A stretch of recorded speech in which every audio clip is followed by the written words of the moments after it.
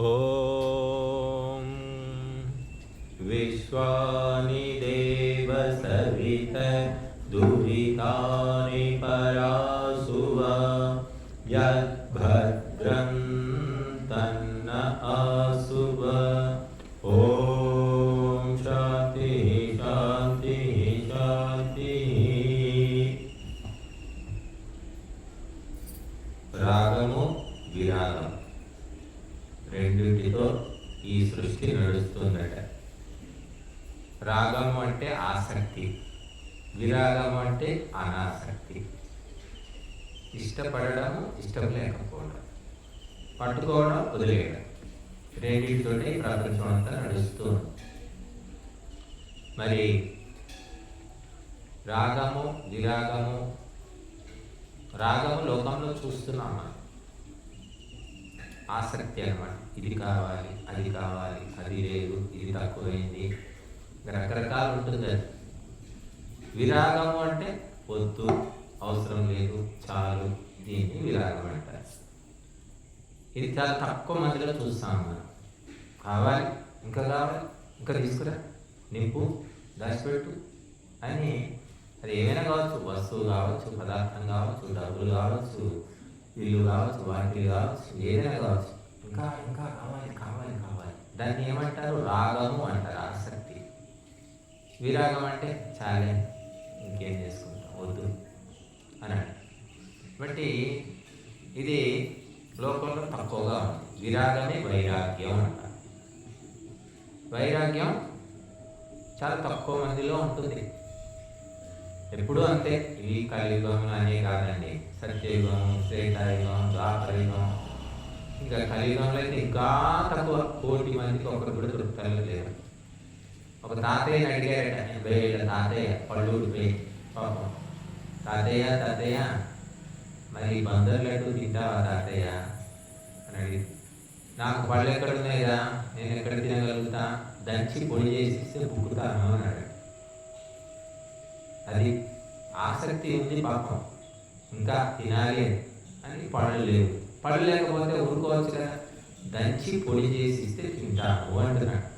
అంటే పళ్ళు ఊడిపోయినా, జుట్టు నేసిపోయినా, జుట్టు నేసిపోతే రంగులు వేసుకుంటున్నారు, మంచి సౌకర్యం.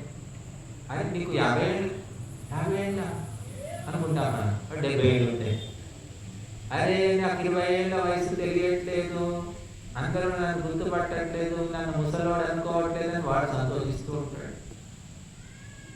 జుట్టు కంటే రంగులు వేసినాం, గడ్డానికి రంగులు వేసినాం, గడ్డం తెల్లబడిపోతే వాడు ఏం చేస్తాడు? గడ్డం కనబడితే జుట్టుకు రంగు వేసింది తెలిసిపోతుంది కదా, గడ్డం తెల్లగా ఉంది, మీసాలు తెల్లగా ఉన్నాయి, అందుకని గడ్డం చేసుకుంటాడు, క్లీన్ షేవింగ్. మీసాలు కూడా తీసేస్తాడు, అంటే మీసాలు వాటి గడ్డ వేస్తాడు. ఇది వైరాగ్యం రావట్లేదు. 70-80 ఏళ్ళు వచ్చినా రావట్లేదు, రంగు వేసుకోవాల్సిందే. తాత తాత అనిపించుకోవడానికి కూడా సిగ్గుపడుతున్నారు. తాత అంటే అందరి ముందు తాత అంటున్నాడు, అబ్బా ఏమనుకుంటారో ఏమో, నన్ను ముసలివాడు అంటారేమో. చిరంజీవి 65-68 ఏళ్ళకి వచ్చాడు. మన వాళ్ళ పెళ్ళిళ్ళు అయిపోయి ముని మనవాళ్ళు అన్నదేమో, వాళ్ళని ఏమంటారు లేదు. వాళ్ళు వచ్చారు, జుట్టుకు రంగులు వేసుకుని డ్యాన్సులు చేస్తున్నాడు, ఎగబడి చూస్తున్నారు జనం. కనుక ఈ వైరాగ్యం రావడం కష్టం. వైరాగ్యం రానంత వరకు ఈ సంసారం అనే చక్రం లోపల ఎద్దులాగా, గాడిదలాగా, కుక్కలాగా తిరుగుతూనే ఉండాలి. పుట్టడం చావడం, చావడం పుట్టడం, పుట్టడం చావడం. వైరాగ్యం వస్తే కొంచెం ఉన్నత ఉత్తమ జన్మలు వస్తాయి. పూర్తి వైరాగ్యం వస్తే ఇంకా సంతోషం, భగవంతుని యొక్క ఆనందం లభిస్తుంది, మోక్షం లభిస్తుంది, జన్మరాహిత్యం అంటాం. అందుకే వైరాగ్యాన్ని తెలుగులో ఏమనొచ్చు అంటే మొహం ఎత్తడం అంటారు. మొహం ఎత్తిందయ్యా, తినలేము, వంకాయ తోట పండించి వంకాయ చూసిన వంకాయ అసలు తినబుద్ధి కావట్లేదు. మిఠాయి దుకాణం ఉంటుంది, మిఠాయిలు అమ్ముతూ ఉంటాడు, వాడు తింటాడు. ఎప్పుడైనా చూసారు? వాడు రోజు మిఠాయిలు తయారు చేసి షాపులో వాసన చూసి, కళ్ళతో చూసి వాడికి మొహమెత్తిపోయింది. వైరాగ్యం అన్నమాట. చిన్న ముక్క కూడా తినడు. అలాగా అది ఎప్పుడు వస్తుందో అప్పుడు వస్తే ఇంకేం, అప్పుడు ఈ ప్రపంచం గురించి పక్కన పెట్టేస్తాం. లోకం గురించి పక్కన పెడతాం. బంధువులు లేరు, మిత్రులు లేరు, ఎవరిని పట్టించుకోడు. ఎందుకు పుట్టాము, ఈ ప్రపంచం ఏమిటి, మన జన్మ ఏమిటి, మనిషికి జంతువుకు పశువుకు ఏమైనా తేడా ఉందా లేదా, మనమంతా ఎక్కడికి పోతున్నాము, ఈ నాటకం ఏంటి, ఈ బూటకం ఏంటి, ఈ తల్లి ఎవరు, ఈ తండ్రి ఎవరు, ఈ భర్త ఏంటి, భార్య ఏంటి, ఇదంతా ఆలోచిస్తాడనమాట. ఎప్పుడు మొహమెత్తినప్పుడు, ఈ ప్రపంచం మీద ప్రపంచ వ్యామోహం పోయినప్పుడు. ఇది తినాలి, ఇటువంటి బట్టలు కట్టుకోవాలి, ఈ మేకప్ చేసుకోవాలి, ఈ నగలు వేసుకోవాలి, పెద్ద ఇల్లు ఉండాలి, ఇటువంటి ఆలోచనలు ఉండవు వాళ్ళు. ఆలోచనలు ఉంటే వైరాగ్యం అన్నారు దాన్ని. కనుక మనకు వైరాగ్యం కనీసం కూడా లేదా, అందరూ సంసారులే, వైరాగ్యం అంటే సంసారం అంటే నడుస్తుంది. సంసారాలకు కూడా వస్తుందట వైరాగ్యం, అప్పుడప్పుడు వస్తుంది, అలా మెరుపులాగా మెరుస్తుంది, మళ్ళీపోతుంది. 3 రకాల వైరాగ్యం అని చెప్పారు. శ్మశాన వైరాగ్యం అన్నారు. సంసారి, భార్య ఉంది, పిల్లలు ఉన్నారు, ఇల్లు ఉంది, వాకులు ఉంది, కోట్ల సంపాదన ఉంది, అన్నీ ఉన్నా కూడా ఛీ, ఏం జన్మ, ఈ జన్మ ఇంతే కదా అని అనిపిస్తుంది. ఎప్పుడంటే శ్మశానానికి పోయినాం. శ్మశానానికి పోతే మావయ్యనో, అత్తమ్మనో, కొడుకో, కోడలో, తండ్రో, తాతో చచ్చిపోయినప్పుడు ఆ చావు చేసేటప్పుడు అదంతా చూసి ఇక మనం కూడా చావాల్సిందే కదా, ఎప్పటికైనా అంతే కదా, మట్టి అయిపోవాల్సిందే అని మనసులో అనిపిస్తుంది కదా. అది ఎంతసేపు అంటే శ్మశానంలో ఉన్నంతసేపే వైరాగ్యం. మళ్ళీ ఇంటికి రాగానే టీ లేదా, కాఫీ లేదా, పకోడీ లేని, పొద్దున్న నుంచి తినలేదు, శవం దగ్గర కూర్చున్నాం, ఏమైనా వండవా, పెట్టవా, తీసుకురండి అని చెప్తాడు. అయిపోయింది వైరాగ్యం పోయి. అందుకే కొద్దిసేపు అది అలా కొంతసేపు. ఒకప్పుడు ఉండేది శ్మశానంలో, ఇంటికి వచ్చాక వారం 10 రోజుల దాకా కూడా ఏడ్చుకుంటూ ఉండేవాడు. ఎవరైనా పలకరిస్తే ఏడ్చేవాడు. ఇప్పుడు పలకరించినా పులకరిస్తున్నారు తప్ప ఎవరు ఏడవట్లేదు. ఏడవట్లేదని బాధపడతారేమని ఏడుస్తున్నారు, కొంతవరకు నటిస్తున్నారు. ₹1,00,00,000 ఆస్తి ఇచ్చిపోయిందయ్యా, ఇంత ఏడుపు లేదు, కోడలు ఏడుస్తుంది, కోడలు అంటే బయట ఏడుస్తలేదు, కొడుకే రోగం వచ్చింది, కోట్ల ఆస్తులు ఇచ్చిపోయింది, ఇంత ఏడుపు లేదు, నవ్వుకుంటున్నాడు అని అంటారేమో అని వాడు కొద్దిగా మొహం ఇట్లా మార్చుకొని ఏడ్చినట్టు అలా చేస్తూ ఉంటారు కొంతమంది తెలివిగల వాళ్ళు. అనగా శ్మశాన వైరాగ్యం. తర్వాత పురాణ వైరాగ్యం అన్నారు. పంతులు గారు గుడిలోనో మా ఇలాంటి ఆశ్రమంలోనో ఎక్కడో ఉపదేశాలు చెప్తూ ఉంటారు. తోలు తిత్తిది తోడులు 9 తుస్సుమనుట ఖాయం, ఓ జీవా తెలుసుకో అపాయం, ఎన్ని నేర్చినా ఎంత చేసినా అని ఓ పాట. ఇవి వైరాగ్యం పాటలు అంటారు. ఎంత చేసినా లాభమే లేదు, సచ్చేదే అని పురాణం చెప్తున్నాడు. చెప్తూ ఉంటే రాజులు, మహారాజులు, చక్రవర్తులు, నవాబులు, సుల్తాన్లు అందరూ మట్టిలో కలిసిపోయారు, ఎవరు బతికేది లేదు, కూడబెట్టి లాభం లేదు అని చెప్తూ ఉంటాడు. చెప్తుంటే నేను అయ్యో నిజమే కదా చెప్తుంది పంతులు గారు, గురువు గారు నిజమే చెప్తున్నారు, ఎందుకు పిచ్చి కుక్కలు అలా సంపాదిస్తున్నాయి, ఇదంతా ఏం చేసుకుంటాం మనం, ఉన్నది ఒకటి కొడుకు, ఒక కొడుకు ఇంత అవసరమా అనిపిస్తుందట. ఒక క్షణం, ఒక మెరుపులా. అది పురాణం అయిపోయింది, ప్రసాదం తీసుకొని ఇక బయటికి పోయిన తర్వాత ఆ వైరాగ్యం లేదు, ఏమీ లేదు. మళ్ళీ పోయి మేము సంపాదిస్తూనే ఉంటాడు, కూడా పెడుతూనే ఉంటాడు వాడు. అదే కొద్ది క్షణమే అనమాట. వాడు పోయి ఆ కొడుకు సంపాదించిస్తే వాడు ఏమైనా మెచ్చుకొని పొద్దున్నేసి కాలు కడిగి ఎదురు జరుగుకుంటాడా, కనీసం కాళ్ళగా మొక్కుతాడో లేదో ఒకటి కాలంలో అసలు మొక్కేటోడు కూడా అనబట్టాలేమో. కాబట్టి అది పురాణ వైరాగ్యం అన్నారు. ఇక మూడవది ఏంటి, ప్రసూతి వైరాగ్యం. ప్రసూతి వైరాగ్యం అంటే మహిళలు 9 నెలలు మోసి నానా బాధలు పడి కనేటప్పుడు మళ్ళీ అదో హింస, అన్ని హింసలే. ఆ హింసను ఇష్టపడుతున్నారు, మరి ఆ హింసను మళ్ళీ కంటూనే ఉన్నారు. కనేటప్పుడు మాత్రం విపరీతమైన బాధ, నొప్పి అని చెప్పారు. ఆ నొప్పి ఏంటో వాళ్ళకే తెలియాలి, మగవాళ్ళని చేసిన అర్థం కలిసి రావద్దు. కాబట్టి ఆ బాధతోటి ఆమె ఈ జన్మ ఆడజన్మ వేస్తూ, పుట్టడం వేస్తూ, కనడం వేస్తూ, ఎందుకు ఇది అని అనిపిస్తుందట. అంటే పుట్టిన తర్వాత ఆ పిల్లవాడిని తీసుకొచ్చి చేతుల్లో పెట్టిన తర్వాత చూసి ఆహా ముద్దుల కొడుకు ఎంత బాగున్నాడు, పిల్లగా వేసిపోతున్నాడు, ఆహా ఓహో అని అంతా మర్చిపోతుంది మాయ. అదేమిటి, ప్రసూతి వైరాగ్యం అన్నారు. మహిళలకు వస్తుంది కాసేపు అంతే. మళ్ళీ తర్వాత పిల్లల్ని ఎట్లా పెంచాలి, వాడికి ఏం తేవాలి, ఏం బట్టలు వేయాలి, ఏం తినిపించాలి, ఇవే ఆలోచనలు ఇంకా అని పోతే మాయ కమ్మిస్తుంది. ఆ మాయ లేకపోతే ప్రపంచమే నడదు. మనుషులు ఎవరెవరిని పెంచుతారు, ఎందుకు పెంచుతారు? కాబట్టి అది ప్రసూతి వైరాగ్యం అన్నారు. ఈ 3 వైరాగ్యాలు తత్కాలము, కొద్దిసేపు అలా ఉంటాయి. క్షణిక వైరాగ్యం అంటారు వీటి. మెరుపు మెరిసినంత, ఉరుము ఉరిమినంత. మళ్ళీ నేను ఇంకా ఆలోచించాను, శాస్త్రాలు 3 చెప్పాయి, 3 ఉన్నాయా, ఇంకేమైనా ఉన్నాయా అని ఆలోచిస్తే నాకు 2 తోచాయి. ఏమిటంటే ఒకటి రోగ వైరాగ్యము. రోగం వచ్చింది, భయంకరమైన రోగం, మంచం పట్టాడు, నడవలేడు, తినలేడు, ఆకలి వేయట్లేదు, నీరసం. అప్పుడు వైరాగ్యం వస్తుంది. గొంతు కూడా రాదు, గట్టిగా మాట్లాడలేడు, తింటే కదా శక్తి వచ్చింది. చూడండి, జ్వరం వచ్చింది, 105 డిగ్రీల 105 డిగ్రీలు, మంచం మీద పడి ఒళ్ళంతా కాలిపోతుంది. అప్పుడు ఏం మాట్లాడు, బాబు నాయన అమ్మా అని పిల్లలాగా మురుగుతుంటాడు. అప్పుడు వైరాగ్యం వస్తుంది. ఇంకంతా వేస్ట్, ఏంటి ఎంతమంది నౌకర్లు ఉన్నారు, 4 కొడుకులు ఉన్నారు, కోడళ్ళు ఎక్కడ తెచ్చారు, దరిద్రులు సంపాదించి పెడితే కార్లు కొనుక్కొని తిరుగుతున్నారు, జ్వరం వస్తే ఒక్కడు కూడా దగ్గర లేడు, దుర్మార్గులు అని చెప్పేసి వాళ్ళ మీద వైరాగ్యం వస్తుంది. రోగం వచ్చినప్పుడు వైరాగ్యం వస్తుంది. ఆ రోగం ఎక్కువ రోజులు ఉందనుకోండి, ఇక ఈ జీవితం ఇంతేరా, కొంచెం దానం చేసుకుందాం, ధర్మం చేసుకుందాం, ఎప్పుడు చేస్తామో ఏమో. డాక్టర్ కూడా చెప్తాడు, 3-4 నెలలు చచ్చిపోతావు, అని క్యాన్సర్ వచ్చింది, క్యాన్సర్ అని. ఇంకా వైరాగ్యం, పూజలు చేయండి, పురస్కారాలు చేయండి, దానం చేయండి, నా పేరు మీద దర్శనాలు చేస్తారో లేదో, వీళ్ళ అవతారాలు చూస్తుంటే ఇప్పుడే ఏం చేసేటట్టు లేదు అని వాడేదో కాస్త చేసుకుంటాడు.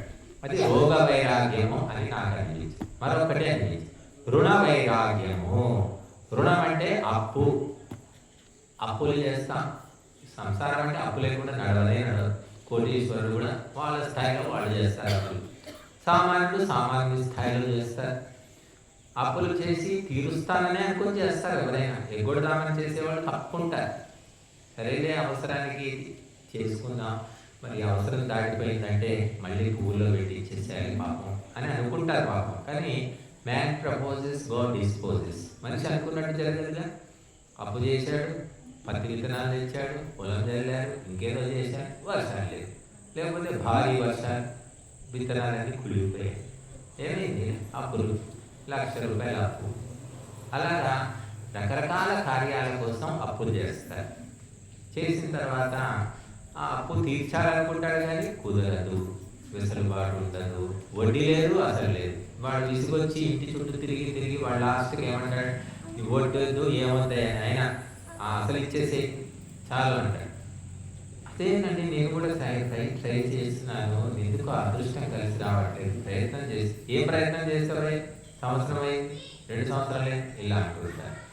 ఇక వాడు ఆ అప్పులు పెరిగిపోయి ఇంటికి వచ్చి వాడు తిట్టడము, నలుగురిలో నిలదీయడం, దీంతో ఏమైతే వాడు జన్మ, మా నాన్న ఒక్క మాట ఎవరితోటి పడలేదు, నేను కూడా ఎన్ని రోజులైంది ఈ పాడప్పు చేసి వీటితో దరిద్రం దగ్గరనే తీసుకున్నా, వీడు కాబట్టి ఇట్లా నిలదీస్తున్నాడు.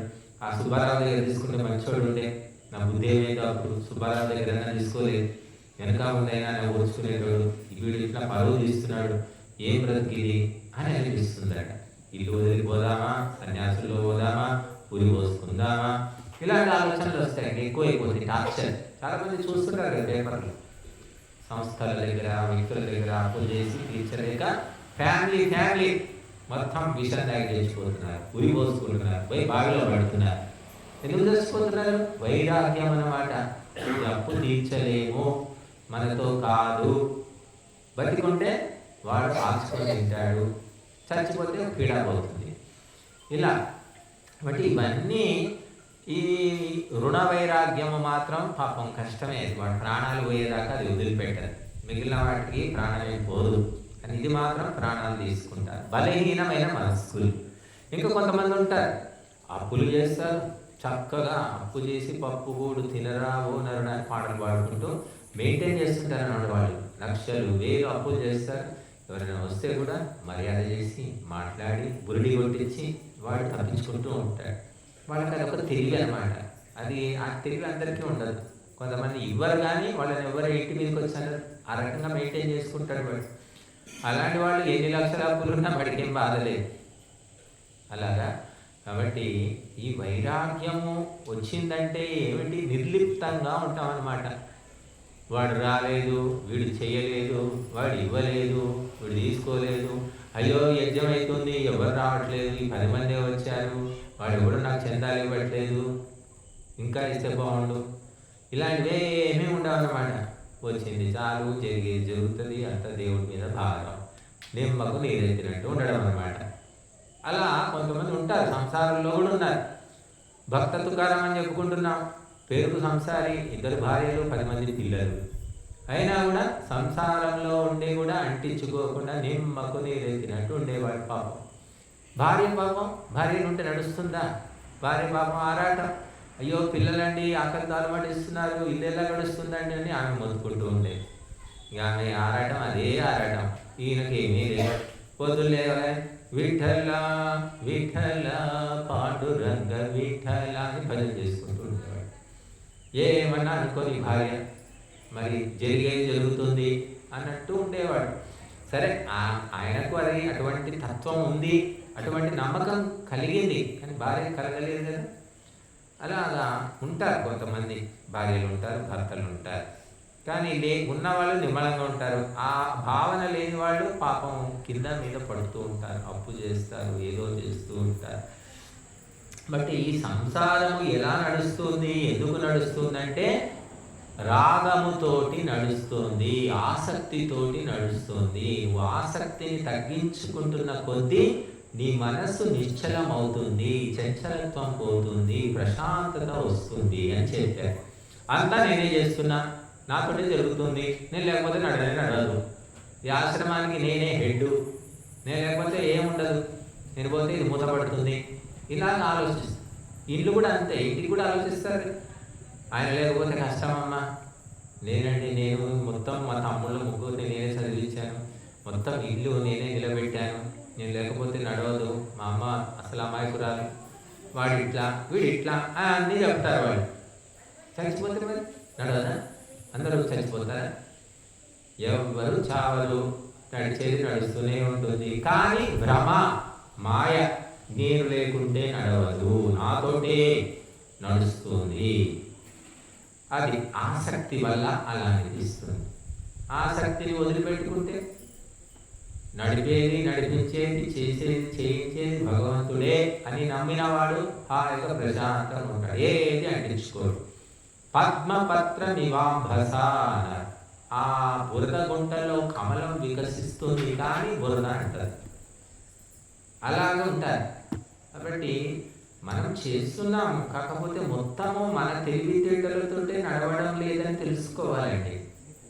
అది ఎప్పుడు తెలుసుకుంటామో, ఈ ఆరాటము, పోరాటము, బలాటము, చెలగాటము ఏమీ ఉండవు, హాయిగా ప్రశాంతంగా ఉంటాం.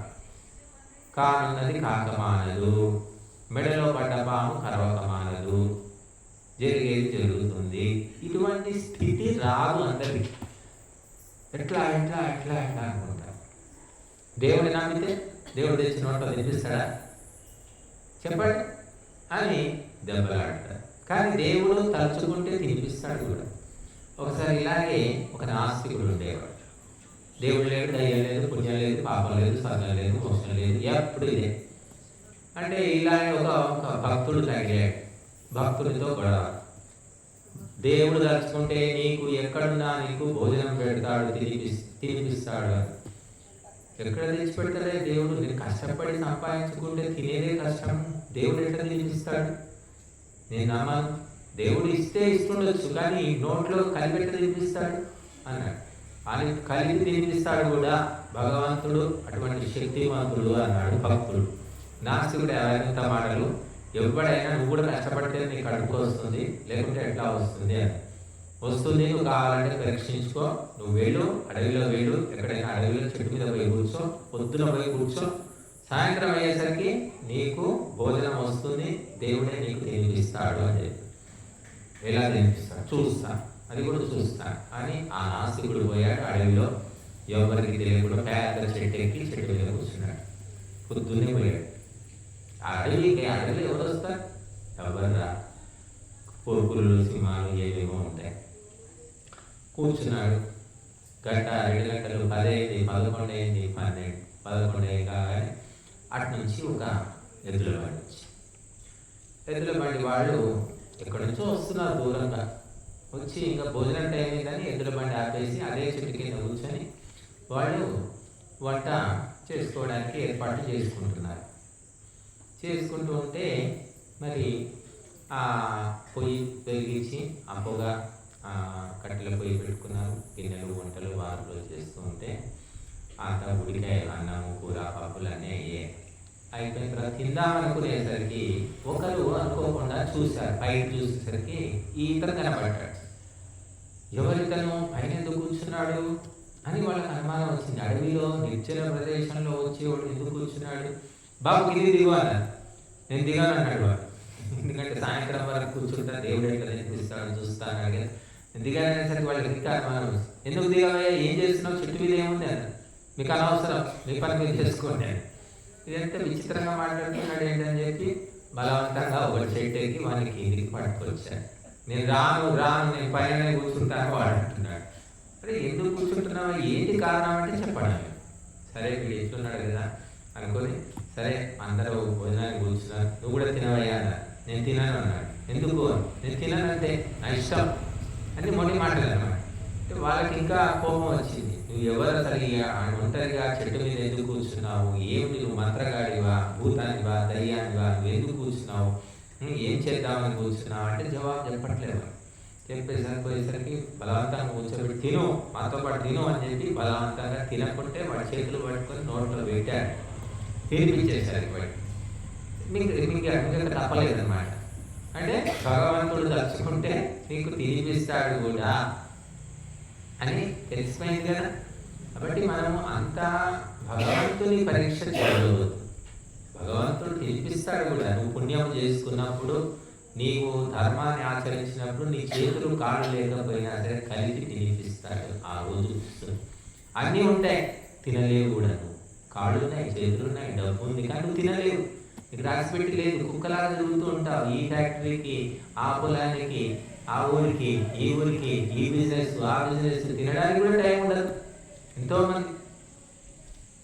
కాబట్టి మనము వైరాగ్యము ఒక్కసారిగా రాదు, ఎవరికి రాదు. క్రమక్రమంగా తెచ్చుకోవాలి, మెల్లిమెల్లిగా వదిలించుకోవాలి. అందుకోసమే మనకు ఏం చెప్పారు, 60 ఏళ్ళు దాటగానే వానప్రస్థ ఆశ్రమము అన్నారు. వానప్రస్థాన్ని స్వీకరించాలి, సంసార విషయాలు పక్కన పెట్టాలి. మనవాడి ముఖం చూడగానే సంసార సంబంధాలన్నీ తగ్గించుకోండి, దైవ ధర్మ కార్యక్రమాల్లో మునగండి అని చెప్పారు. ఎవరు మునుగుతున్నారు? ఎవరు లేదు. ఇంకా ఏళ్ళు పెరిగిన కొద్దీ ఇంకెక్కువైపోయినాయి వాళ్ళు. వృద్ధులకు ఇంకా ఎక్కువ. ఈ మనవడు, ఆ మనవరాలు, ఈ కూతురు, ఆ కూతురు, ఆ అమెరికా పోయింది, ఆస్ట్రేలియా పోయింది, అక్కడ పోవాలి, కాన్పు చేయాలి, ఇవన్నీ లంపటాలు అన్నమాట. తగిలించుకున్న కొద్దీ ఉంటాయి లంపటాలు. వదిలించుకున్న వాళ్ళకి ఏమీ లేదు. మరి అందరూ పోతున్నారా అంటే కొంతమంది మాకు రాము, మాతోటి కాదు, అక్కడ గాలి పడదు, నీరు పడదు, మాకే ఆరోగ్యం బాగాలేదని ఏదో ఒకటి చెప్పి తప్పించుకుంటున్నారు. కొంతమంది ఆహా ఇప్పుడు పిలుస్తాడు, ఇప్పుడు పోదాము, కొత్త మనవాడు, కొత్త మనవరాలు, సేవ చేద్దాము అని ఉరుకుతూ ఉన్నారు, పరిగెత్తడం. అంటే మన సంకల్పాన్ని బట్టి, సంస్కారాన్ని బట్టి ఉంటుంది. కాబట్టి ఆసక్తిని మనం ఎంత పెంచుకున్నా కూడా చిట్ట చివరికి అన్ని వదిలేయాల్సింది. ఎంత ఆసక్తి ఉంటే అంత బాగా ఉంటుందండి. ఒక గుడిసెలో ఉన్నవాడు గోచి పెట్టుకొని బయట పడుకుంటారు, ఇంటి తలుపు కూడా తీసే ఉంటుంది, మనకి ఏ భయం లేదు, హాయిగా నిద్రపోతాడు. ఫ్యాన్ ఉండదు, ఏసీ ఉండదు, అటు సీసీ కెమెరా ఉండదు, వాచ్మెన్ ఉండడు, ఎవడు ఉండడు, హాయిగా నిద్రపోతాడు. ఇక వీడు కోటీశ్వరుడు, ఇంటి ముందు వాచ్మెన్, సీసీ కెమెరాలు, లోపల ఏసీ, అది మంచం, ఫోమ్ పరుపు. నిద్రపోతామంటే నిద్ర రాదా, ఇటు పొరుతాడు, అటు పొరుతాడు, అది ఫోన్ వచ్చింది, ఈ ఫోన్ వచ్చింది, ఇలా ఉంటుంది. నిద్ర మాత్రం తెలుసుకోవాలి. ఇంకా ఆసక్తి, నువ్వు ఎంత ఆసక్తి పెంచుకొని సాధించేది ఏమీ లేదు. ధర్మము పట్ల ఆసక్తి పెంచుకో, నష్టం లేదు. దైవం పట్ల ఆసక్తి పెంచుకో, నష్టం లేదు. పరోపకారం పట్ల ఆసక్తి పెంచుకో, నష్టం లేదు. యజ్ఞం పట్ల ఆసక్తి పెంచుకో, నీకు ఎప్పుడు శక్తి ఎనర్జీ వస్తుంది. కానీ సాంసారికమైన, భౌతికమైన, దైహికమైన, ఆర్థికమైన లంపటాలు ఎంత ఎంత పెంచుకుంటే, ఎంత వయసు పెరిగినా కూడా వదిలిపెట్టవు, ఇంకా బలంగా పట్టుకుంటాయి అన్నమాట. అందుకే మనకు ఏం చెప్పారంటే, ఆపేవయ్యా, మనవాడి మొహం చూస్తారు కదా, ఆపేస్తూ ఇవన్నీ తగ్గించుకో, దైవ ధ్యానంలో ధర్మ కార్యక్రమాల్లో మునిగిపో అని చెప్పారు.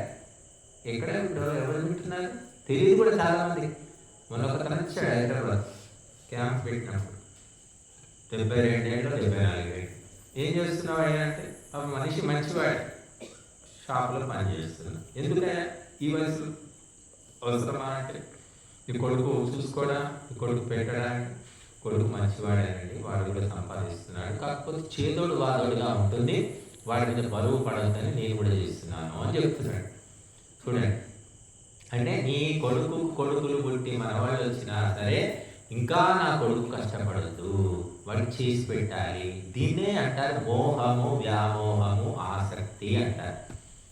వాడి కర్మ వాడు అనుభవిస్తాడు. వాడిని కనమన్నది ఎవరు, పెళ్లి చేసుకోమన్నది ఎవరు, నువ్వు చెప్పావా? చేసుకున్నవాడు చూసుకుంటాడు, నీకెందుకు అది అంటే ఈ పిచ్చి ఎక్కువైపోయిందనమాట. అసలు వ్యక్తుల కంటే కొసలు వ్యక్తులకే ఆసక్తి. ఇప్పుడు నీ కొడుకు నువ్వు పెంచి పెద్ద చేశావు, పెళ్లి చేశావు, అని అయిపోయింది, నీ బాధ్యత అయిపోయింది. ఇది బాధ్యత నీకు, ఇది బాధ్యత అని ఏ ధర్మ గ్రంథంలో ఉంది చెప్పండి? మనవాడిని చూసుకోవాలి, మనవాడిని పెంచాలి, కొడుకు సంపాదించి ఇవ్వాలి 70 ఏళ్ల వయసులో ఎక్కడైనా ధర్మ గ్రంథాల్లో ఉందా? లేదు. అంటే నీకు పిచ్చి పట్టింది, నీకు ఆసక్తి పెరిగిపోయింది, నీ వినాశనానికి అని తెలుసుకోను. నీ జీవితం అంతా మళ్ళీ కుక్క జన్మో, పంది జన్మో, ఎద్దు జన్మో అదే ఇంట్లో పుడతావు. ఎందుకంటే నా కొడుకు నా మనవాడు, నా కొడుకు నా మనవాడు, కాబట్టి ఆ ఇంట్లోనే దేవుడు పుట్టిస్తాడు, పోరా అలాగే బతుకోండి. ఇక మనం చనిపోయేటప్పుడు ఎటువంటి ఆలోచనలు, సంస్కారాలు ఉంటాయో జన్మ కూడా అటువంటిదే వస్తుంది. కాబట్టి వదిలించుకోండి అని చెప్తుంది శాస్త్రం. 25 ఏళ్ళ దాకా నీకు పెళ్లి కాలేదు, పిల్లలు లేరు, 25 ఏళ్ళకి చేసుకున్నావు, చచ్చిన దాకా నీకు అదేనా? అదే సంబంధమా?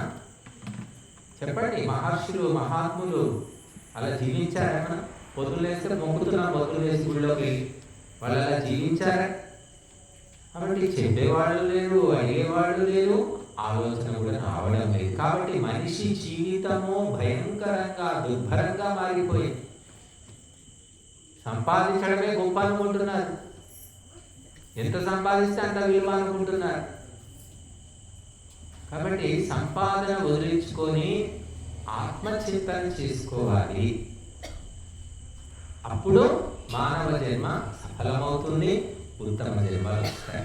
సరే, సంసారంలోకి వచ్చారు, భార్య పిల్లలు, ఇదే పాపం కాదు.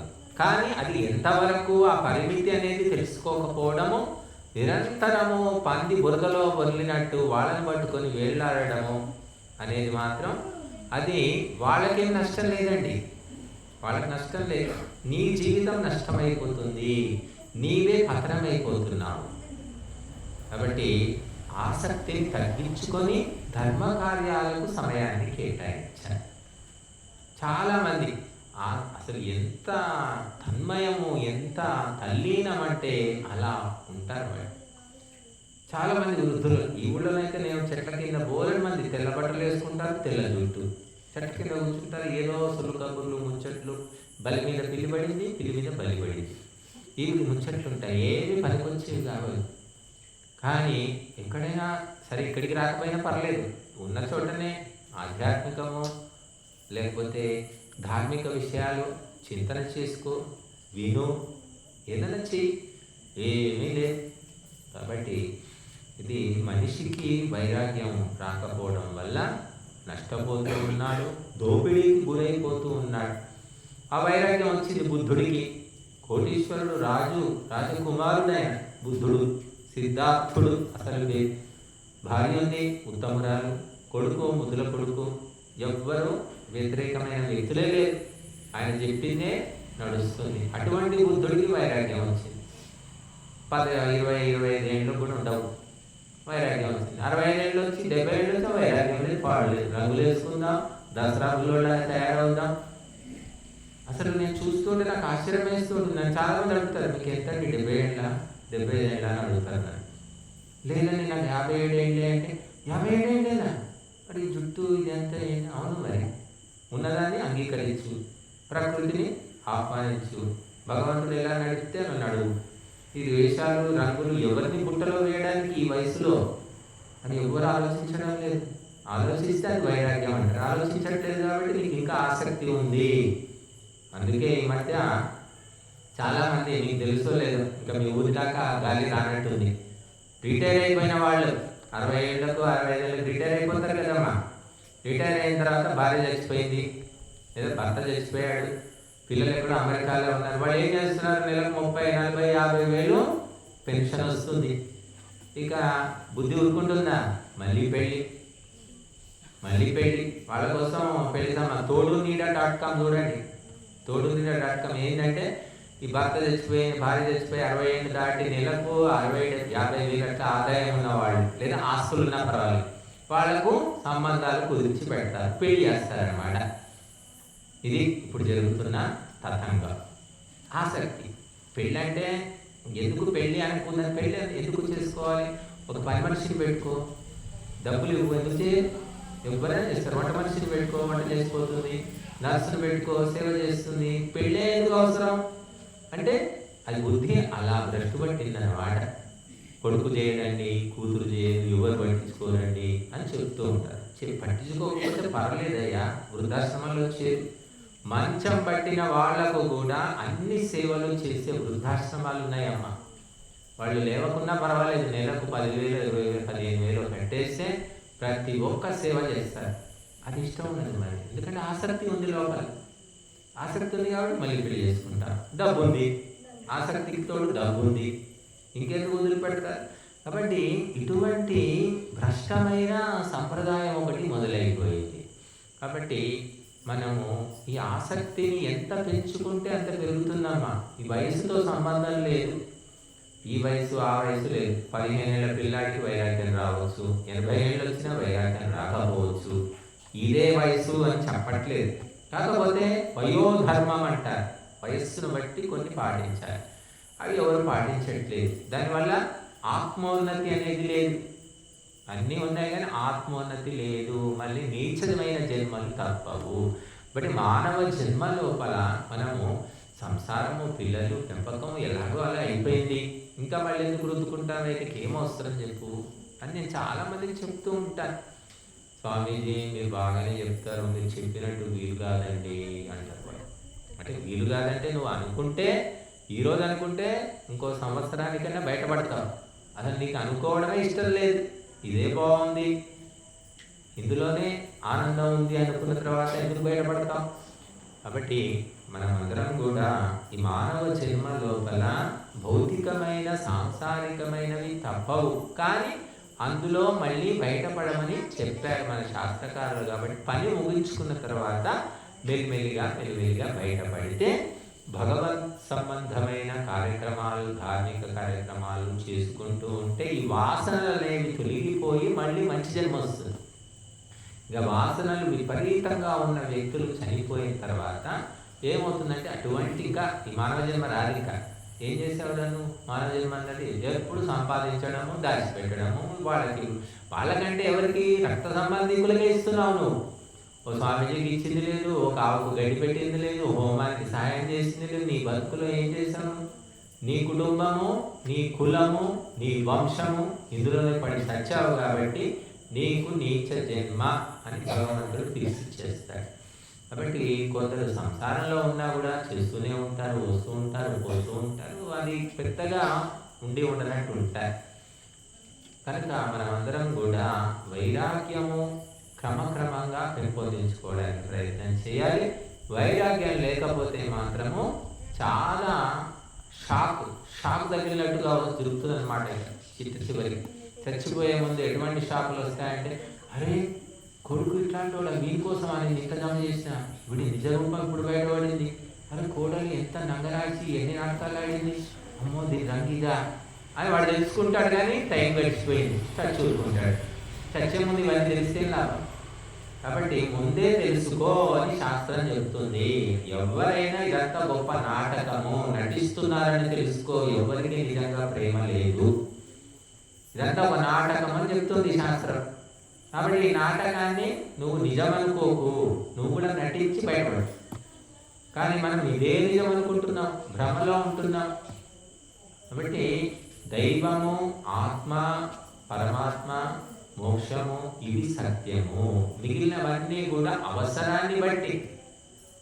అవసరం దేనిపైన? భర్త చచ్చిపోతే భార్య ఏడుస్తుంది. ఎందుకు ఏడుస్తుంది చెప్పండి? ఎందుకు ఏడుస్తుంది? కొడుకు చచ్చిపోతే తండ్రి ఏడుస్తున్నాడు. ఎందుకు ఏడుస్తున్నాడు అంటే భర్త వల్ల వచ్చే సుఖాలు మళ్ళీ ఉండవని భార్య ఏడుస్తున్నాడు. కొడుకు చచ్చిపోతే ఆ సుఖం అనేది పోతుంది కాబట్టి తండ్రి ఏడుస్తున్నాడు. అదే కొడుకు తాగుబోతూ, తిరుగుబోతూ, అప్పులు చేస్తున్నాడు, మొత్తం ఊరంతా చెడగొడుతున్నారు, వాడు ఏమంటారు చెప్పండి? తండ్రి ఏమంటాడు? చావరాదా, పీడ పోతుంది, నువ్వు కడుపున చెడగొట్టావు కదా, చచ్చిపోను రోజు 10 సార్లు అంటాడు. దేవుడికి ప్రార్థన కూడా చేస్తాడు. వాడు ఇంకా మీకంటే బలంగా ఉన్నాడు అనుకో, ఈ దుర్మార్గుడు చంపేసే దేవుడా, చచ్చిపోతే పీడ అవుతుంది అంటాడు. ఎందుకంటే వాడు సుఖం లేదు. అదే బుద్ధిమంతుడైన కొడుకు చచ్చిపోతే ఫోటో పెట్టుకొని రోజు తలుచుకొని ఏడ్చి వాడు కూడా చచ్చిపోతాడు. ఎందుకంటే బుద్ధిమంతుడు, ఎంత బుద్ధిమంతుడు ఉండేది నా కొడుకు, ఆహా కూర్చునేది లేమంటే లేచేది, అది ఎటువంటి అబ్బాయి, ఏమిటి దేవుడు అసలు వాడని వాడే అప్పుడు తలుచుకుంటూ ఉంటాడు. భర్త కూడా అంతే, మంచి భర్త ఉన్నాడు పుణ్యాత్ముడు, అయ్యో ఆయన పోయాడు ఇట్లా భర్త పేరు తీయగానే ఏడుస్తుంటుంది అనమాట. ఎందుకంటే సుఖం ఉంది కాబట్టి, శాంతి ఉంది కాబట్టి. కాబట్టి ఇదంతా దేనివల్ల వస్తుంది? భర్త వల్ల రావడం లేదు. ఆ భర్త వల్ల వచ్చే సుఖాల వల్ల ఏడుపు వస్తుంది. ఆ సుఖాలు పోతున్నాయి. కొడుకు వల్ల వచ్చే సుఖాలు పోతున్నాయని ఏడుస్తున్నారు. నిజంగా కొడుకు కోసం ఏడవటం లేదు. కాబట్టి ఇదంతా ఒక నాటకము. నువ్వు అనుకుంటున్నావు నీ కోసం అందరూ ఉన్నారని. నీ వల్ల వచ్చే సేవలు సుఖాల కోసం ఉన్నారు. ఆ సేవలు దొరకవు, ఆ సుఖము దొరకదు. ఒక పైసా ఇవ్వకు, అప్పుడేంది? ప్రేమిస్తారు, ఇష్టపడతారు? చెప్పండి, ఎవరు ఇష్టపడరు. కాబట్టి భగవంతుడిని అందరం ఎందుకు ఇష్టపడుతున్నాం అంటే భగవంతుడు అన్ని ఇస్తున్నాడు, మనకు ఇస్తున్నాడు కాబట్టి మనం ఇష్టపడుతున్నాం. ఎంతో ఇచ్చాడు, ఈ శరీరాన్ని ఇచ్చాడు, ఈ మనసుని ఇచ్చాడు, ఈ జీవితాన్ని ఇచ్చాడు, ఈ ప్రపంచాన్ని ఇచ్చాడు, ఇంకా ఇస్తూనే ఉన్నాడు. కాబట్టి కనబడని పరమాత్మను అందరూ ఇష్టపడుతున్నారు, భజన చేస్తున్నారు, మొక్కుతున్నారు. కనబడ్డాడా? నీకు వచ్చి నేను నీకు ఇస్తున్నాను చెప్పాడా? చెప్పకపోయినా కూడా మనకు తెలుసు.